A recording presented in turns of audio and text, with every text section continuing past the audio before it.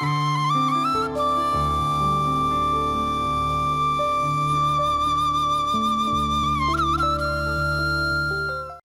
TV நேயர்களுக்கு இனிமையான காலை வணக்கம். இன்றைய நாள் மகிழ்ச்சி பொருந்திய நாளாக அமையட்டும். எமது மண்ணிலே பல தூய்மைப்படுத்துகின்ற செயற்பாடுகள் மேற்கொள்ளப்பட்டிருக்கின்றன. நிச்சயமாக இதை சொல்ல வேண்டும். இந்த வருடம் எமது இலங்கை நாட்டுக்கு 8.5 லட்சத்துக்கும் மேற்பட்ட உல்லாச பிரயாணிகள் வந்திருக்கிறார்கள். அருமையான நாடு, தூய்மையான நாடு, நல்ல மக்கள். அதுவும் நமது யாழ்ப்பாணத்துக்கு ஸ்பெஷலாக மிக கூடுதலான வெளிநாட்டு உல்லாச பிரயாணிகள் வந்து கொண்டிருக்கிறார்கள். ஆக இப்போ நாங்கள் என்ன செய்ய வேண்டும்? அப்போ நீங்கள் கொழும்பை பார்த்தீங்கன்னு சொன்னால், கொழும்பினுடைய பிரதான பஸ் தரிப்பு நிலையம் கோட்டை புதிதாக்கி ஒரு விமான நிலையம் போல உருவாக்கி இருக்கிறார்கள். மிகச் சிறந்த மக்களுக்கு சேவை செய்கின்ற உயர்வான ஒரு பஸ் நிலையம். நான் போனேன், பார்த்தேன், அற்புதம்.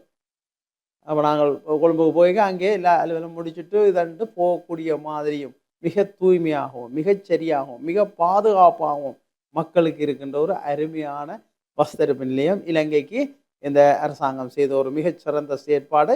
இவ்வாறு வெவ்வேறு நகரங்களை விருத்தி செய்கின்ற செயற்பாடுகள் திட்டமிட நடைபெறுகிறது. இந்த நேரத்தில் நாங்கள் யாழ்ப்பாணம் பஸ் நிலையம், இது எங்களோட மண்ணில் யாழ்ப்பாணம் பஸ் நிலையம், இலங்கையில் உள்ள எல்லாரையும் இணைக்கிற பஸ் நிலையம், சிடிபி பஸ் நிலையம், தனியார் பஸ் நிலையம் ஓரளவு பரவாயில்லை, நல்லா இருக்குது. அதை இன்னும் இயங்கு நிலைக்கு இன்னும் கூடுதலாக விஸ்தரிக்க வேண்டும். சிடிபி அந்த பஸ் நிலையமும் அதோடு இருக்கின்ற யாழ் நகர பகுதி, யாழ் நகரத்தினுடைய இதயம் அழகாக இருக்கணும், ஒரு பெயிண்ட் அடிச்சிருக்கணும், ஒரு தூய்மையாக இருக்கணும், அந்த கட்டிடங்கள் எல்லாம் ஒழுங்கமைக்கப்பட வேண்டும். இது பலருடைய ஆசையும் வேண்டுகோளும். கொழும்பை விட யாழ்ப்பாணம் இன்னும் 10 வருஷத்தில் வளர்ந்துடும். இதுக்கு இணையாக உல்லாச பிரயாணிகள் அதில் வந்து ரெஸ்ட் எடுக்கணும், தூய்மையான கழிப்பறைகள் உருவாக்கணும். ஆக எங்களோட மாநகர சபை பல சிறந்த செயற்பாடுகளை செய்து கொண்டிருக்கு. இப்போ நாங்கள் விமர்சிக்கிறோம் நாங்கள், ஆனால் இப்போ தூய்மைப்படுத்தல் மிகச்சிறப்பாக நடக்கிறது. மக்கள் எல்லாம் ஃபுல்லாக கண்காணிக்கப்படுகிறது. இந்த ஒழுங்குமுறை செய்கின்ற இதே நேரத்தில் அப்போ மாநகர சபையினர் எல்லா உறுப்பினர்களும் ஒற்றுமையாக பல செயற்பாடுகளை மேற்கொள்கிறார்கள். அவர்களுக்கு வாழ்த்துக்கள். உங்களை மண்டாடி கேட்கின்றோம். இந்த யாழ் இதய பகுதி, அந்த தனியார் நிறுவனங்களுடைய பெரிய பெரிய கட்டிடங்கள் அதுக்கு பெயிண்ட் அடிக்கணும். அதே நேரத்தில் மாநகர சபை இந்த போக்குவரத்து சபையோடு இணைந்து யாழ்ப்பாணம் பஸ் நிலையத்தை அழகாக்க வேண்டும், தூய்மையாக்க வேண்டும். ஒரு மனிதர்கள், ஒரு நாகரிகமானவர்கள், பெரிய விடுதலை போராட்டத்தை மேற்கொண்ட, மனித விடுதலை போராட்டத்தை மேற்கொண்ட இனம் நாங்கள்.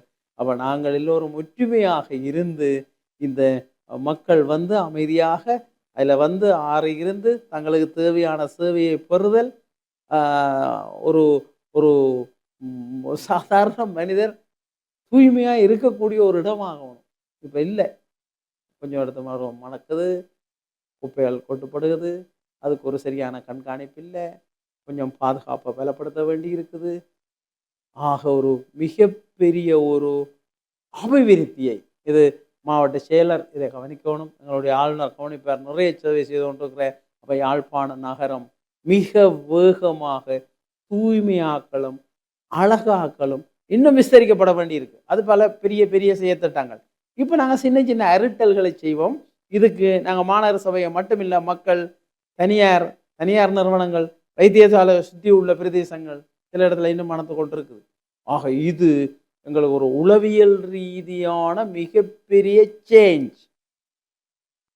அழகை விரும்புதல், அழகான பொருட்களை விரும்புதல், எங்களோட இருப்பவர்களை அழகாக வைத்திருத்தல், எங்களுடைய வீட்டை வைத்திருப்பது போல எங்களுடைய நகரத்தை வைத்திருத்தல், எமது மண்ணை வைத்திருத்தல், இது மிக முக்கியமான உளவியல் அடையாளம்.